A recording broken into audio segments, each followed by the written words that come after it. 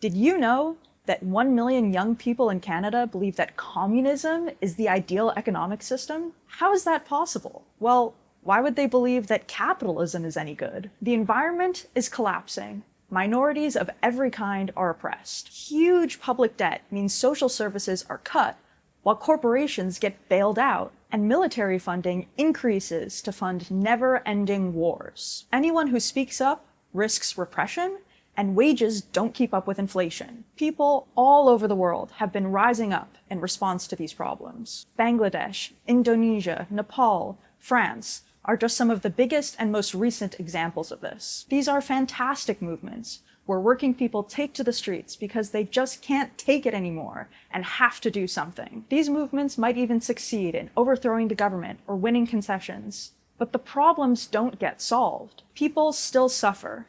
The debt stays high.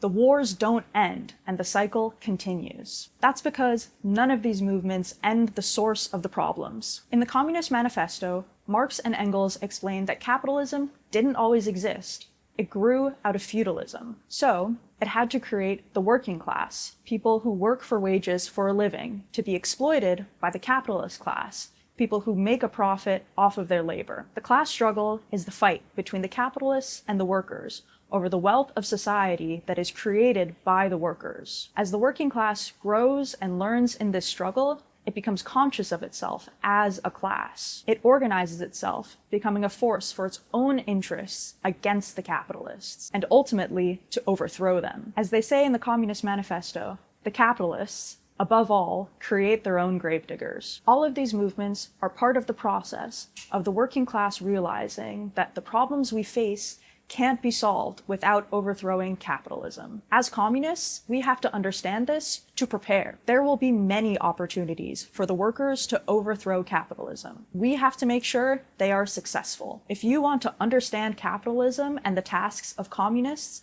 you need to read the Communist Manifesto. It is the founding document of our movement. And even though it was written more than 180 years ago, it is more relevant now than ever. You can find it in the new edition of the Classics of Marxism, Volume 1. I'll also be presenting on the relevance of the Communist Manifesto today in the University of Toronto, September 29th, 6:30 p.m. in Wahlberg, room 130. See you there!